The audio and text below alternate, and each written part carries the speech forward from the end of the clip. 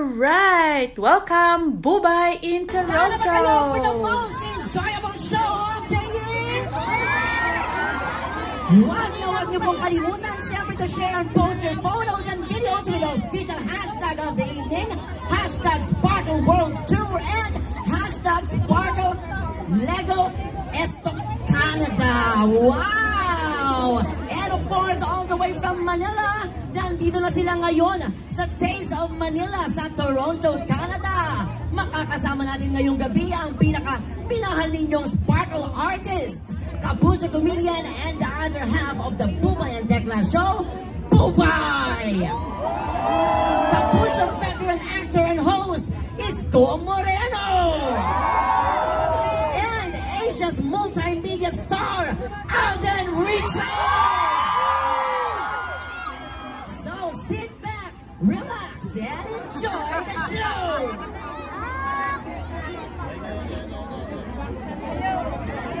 Sa likod, pag sinabing Bubay, yung mga nakaupo, magtatayuan, yung mga may edad, mag-iiyakan, ganon. Para ano yung mga nandun sa likod. Okay, isa pa. Ang gagaling ng mga natin dancers, oh. One more. Ladies and gentlemen, Toronto! Let's make way for the beautiful, the sexy, and the endangered Bubay! Toronto, Canada! Let's do this! What a very sparkle moment for everybody! If you know this song, please shut up! Sing with me! Come on! Toronto! Say! Ikaw ba'y nalulungkot? Nababalot ka ng poon? Maraming hinanakit sa mundo. Listen, di alam anong gagawin. Ubusin ng oras sa train. Akala nyo iya'y may mararating. Millennial, sumabay ka na! Isigaw! What? Pakinggan yung mapapulong sa'yo. Ito ay hindi galing sa mundo. Patungo sa pangakong paraiso.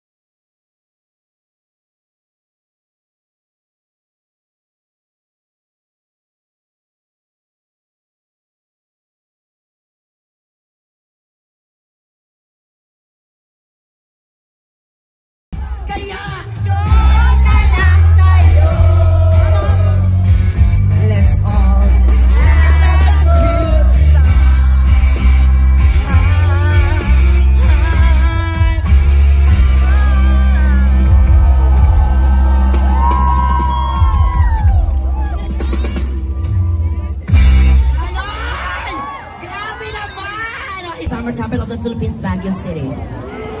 Very cold there. Summer capital, but very cold. Letter C, of course. No, not Catbalogan, it's Cebu City. The Queen City of the South, Cebu. Next letter, please. Of course, the place of our former President Duterte, Davao City, right? It is also the place of the, you know, the king of the fruit called durian. Have you tasted, have you seen durian before? Have you experienced durian? Oh my gosh.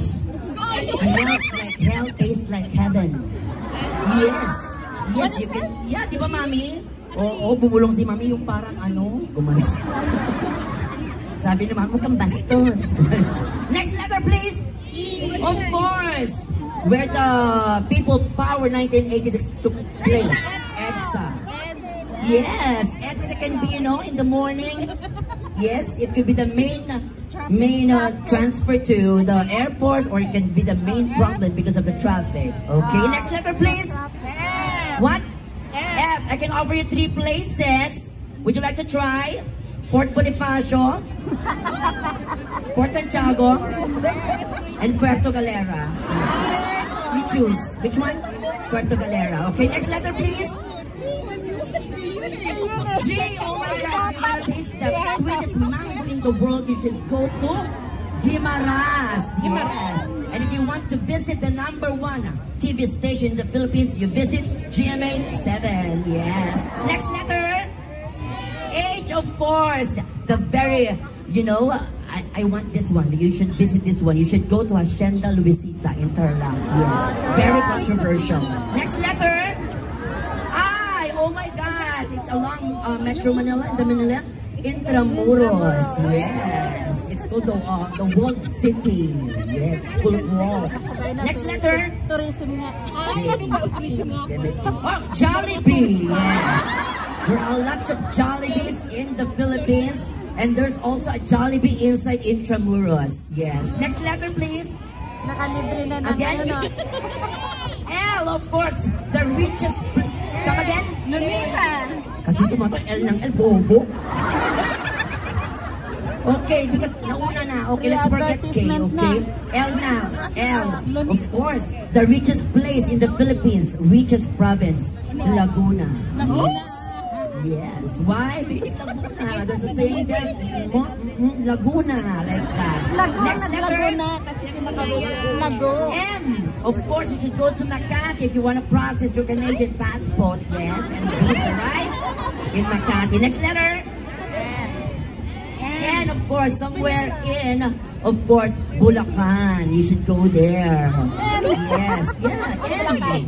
There's a place there. You just, you know, research for it. Next letter, please. Oh, of course, Olongapo City. You should go to Olongapo City. My gosh, we also have lots of outlets there. Just like here in Toronto. But the outlets there are very small. That's why we call it outlet-liit. Yes. Okay, next letter. P, of course. You should go to Palawan, right? Palawan, very easy. Very easy to go there. You know where Palawan is? It's beneath Palawan 2 and Palawan 3. Okay? Palawan 1, 2. Okay, next letter, please. Pamelawan. Q, of course, the city of the stars, Quezon City. Next letter. R, Romblon. You should go there. Lots of ashtrays there. Okay? Next letter. S, of course, my gosh. Sultan Kudarat. That's in Mindanao, right? Yes. When you go there, there's a Sultan. His name is Kudarat. Sultan Kudarat. Okay, next letter. T. If we have the coldest place, we also have the hottest place in the Philippines, which is Tuguegarao. Yes. Tuguegarao. It's somewhere in the north. Okay, Tuguegarao came from the phrase Tugig and Araw. Okay? In English, 2 gigabyte of sunlight. Okay? That's it. Tuguegarao. Next letter. You, of course, if you want to study in the Philippines, you can study in the... No! You should study in the oldest university in the Philippines, which is University of Santo Tomas. Yes, but don't go there during rainy season because you have to swim before you can go to the classroom. Yes, next letter, please.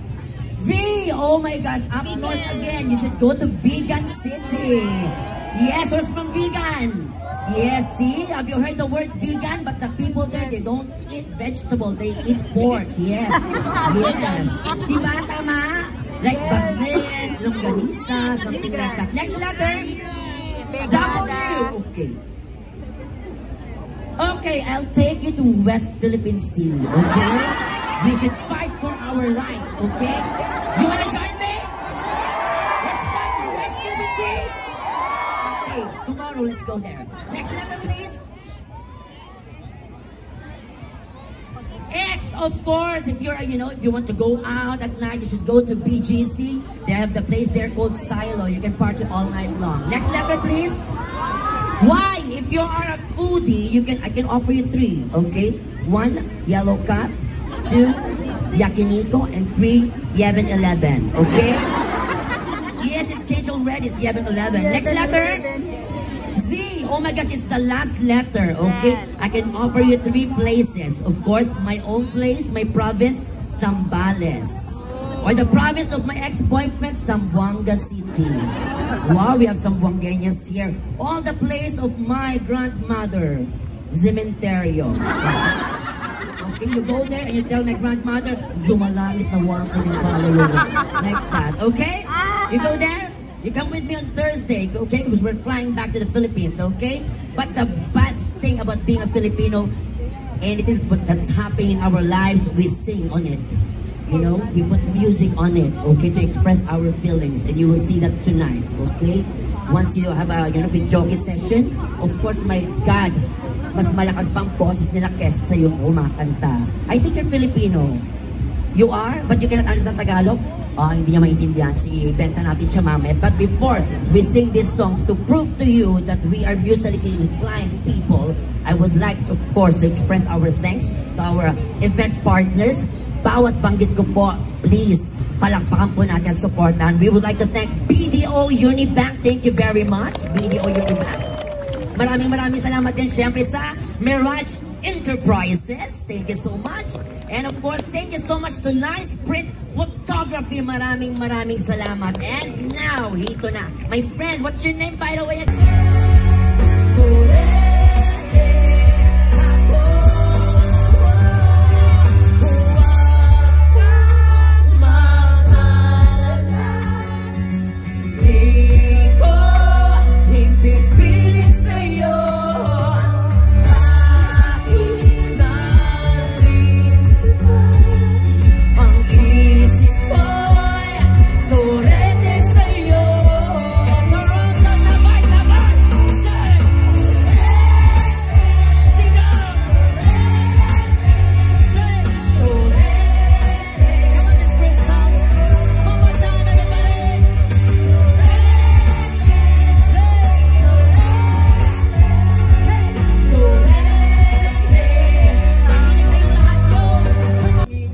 Grabe ang energy ni Bubay guys na mag-perform. Ang galing po niya.